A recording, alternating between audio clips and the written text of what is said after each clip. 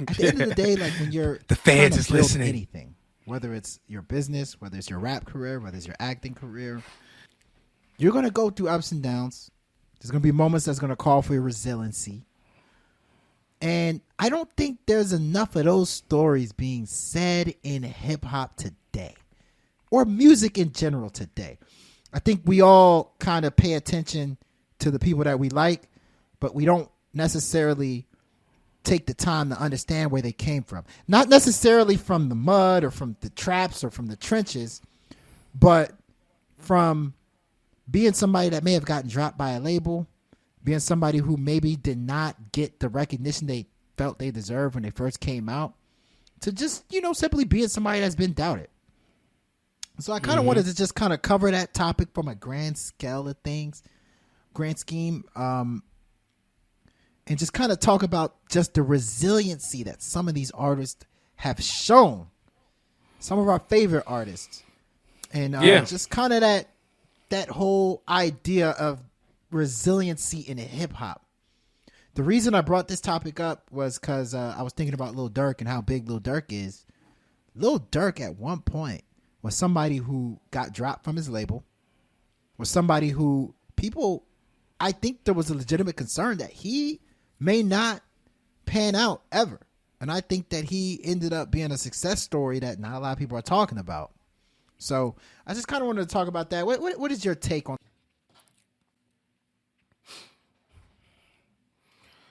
Look, I want to actually open this up to not even just hip hop, because I think that this is a much bigger convo that just needs to be talked about.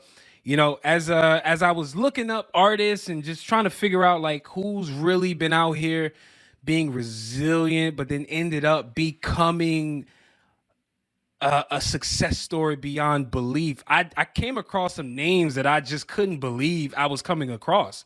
That I think you guys, if you're out there, you're an artist, you're trying to make it, or if you're not even a musician, you're just somebody trying to make it. There's a couple stories that I think could potentially inspire you. One is Bruno Mars.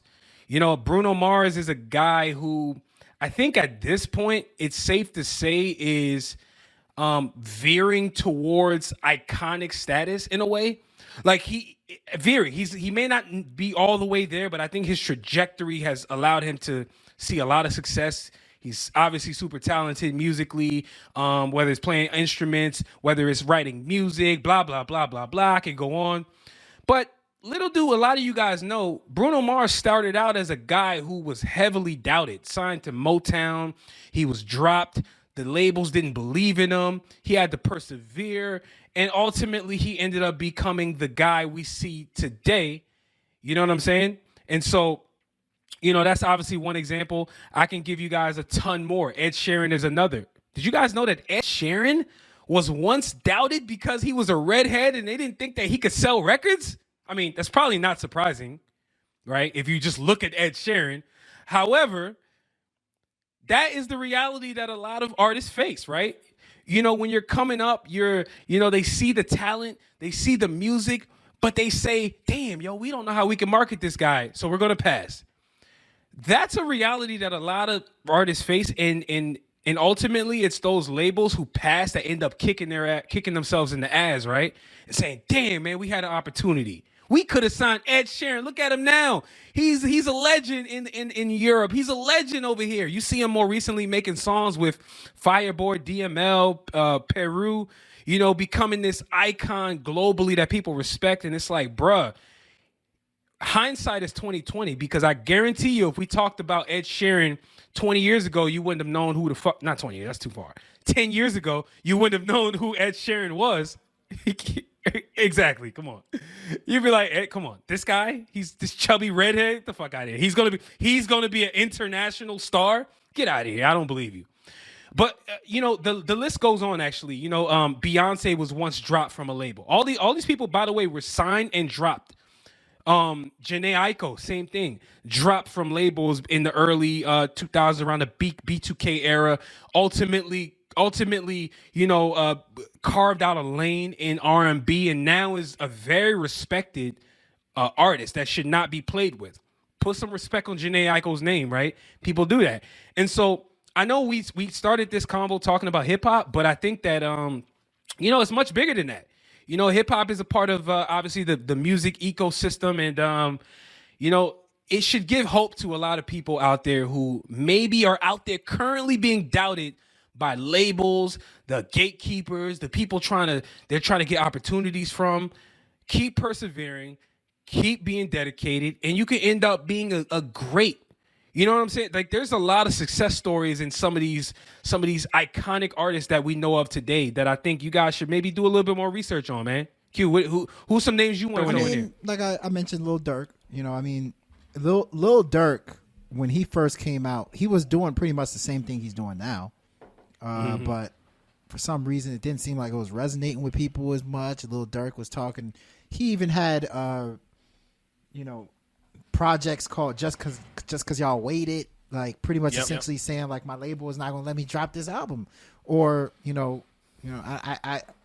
I need that demand, and he ended up he is one of the biggest artists in the game right now.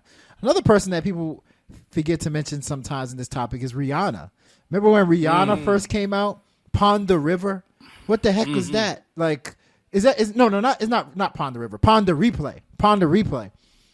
Right? Remember? Yeah. Yeah.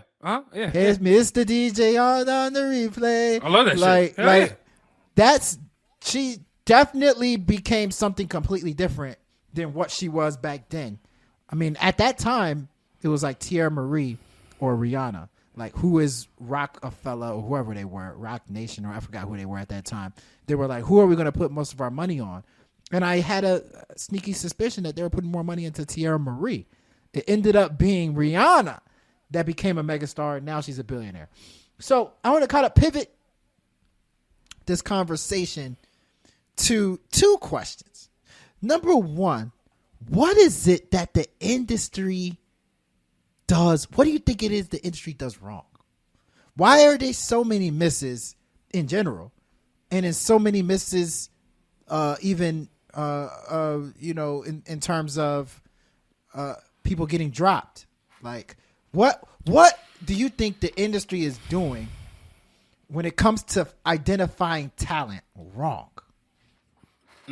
That's a good question. I think for me, I feel like a lot of times what ends up happening is people, or I should say labels rather, they view artists as a very transactional kind of entity where, like, instead of looking at an artist and seeing their potential, which by the way is very subjective because you and I can have difference of opinions as to how we think an artist's trajectory could be, right?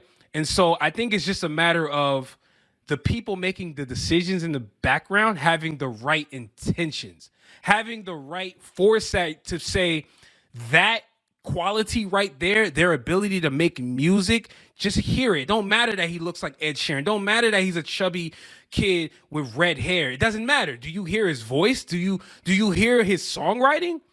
That is, I think, people care about the vanity part of it all. How do they look?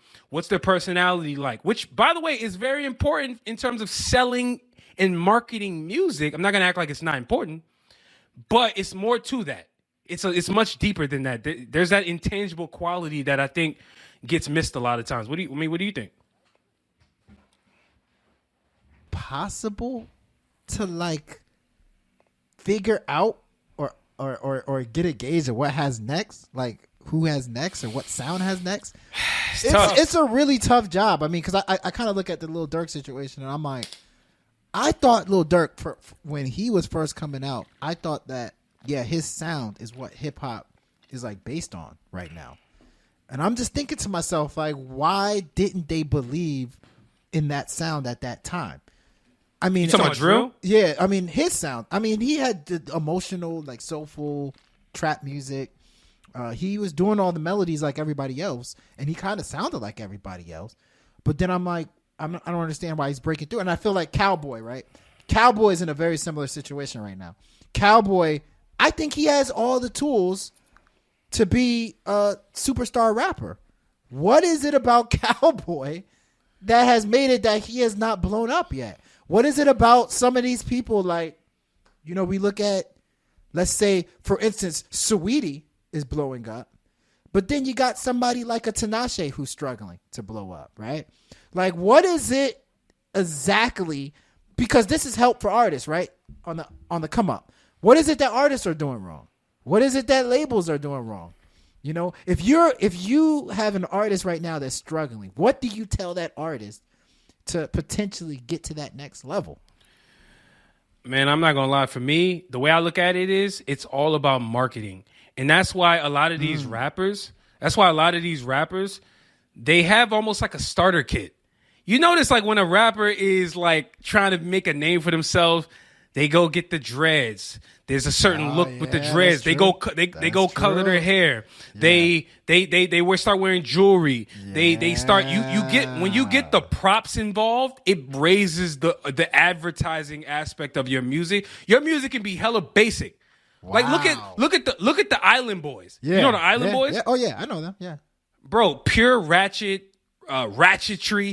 just absolute, I call it buffoonery in a way, in terms of like the way they look. Yeah. Oh yeah, for sure. But that's the shit that gets the people going. In the words of Will Ferrell, going. Yeah, that's the shit that gets the people going, dog. So I'm so glad you said that.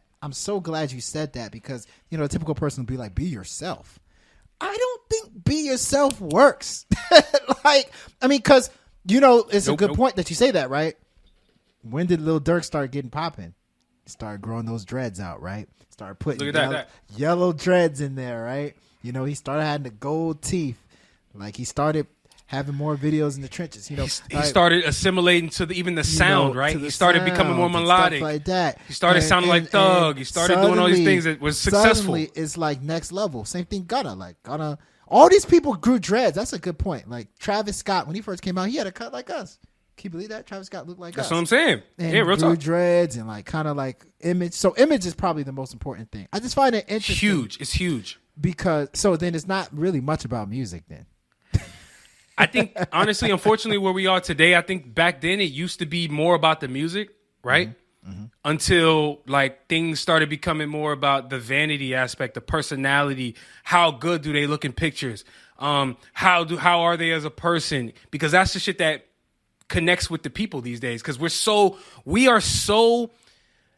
feel as a fandom, I feel like people are so invested in people's personal lives and who they are as a real person. That's why, like, you see people like Saweetie winning, right? I personally don't think Saweetie is a great artist. However, I think that what makes Saweetie I guess connect with people is that during the pandemic, she started reeling people into her life. She started doing vlogs. They started seeing the shit that she was eating. And that's the shit that made her get these deals and have all these weird ass, deals with McDonald's and blah, blah, blah. It's about your lifestyle these days. That's what it's about. It's not even about the music anymore. And that's the unfortunate truth. That is interesting. I just found it interesting because I'm just like, there's a lot of artists what did they do differently to get their career off the ground? Bro. And so, there's a starter kit. The hip hop starter kit is a real hip hop thing, starter kit. I think they got that shit is starter kit. Bro, get you a wad of cash, grow some dreads. Make sure you dye your hair too, because if you dye your hair, you on a whole nother. Go ahead, dye it blonde. Just dye it a different color. Look at Lil Yachty with the red hair when he came out. That was some next level shit. Real talk. Image, that's true.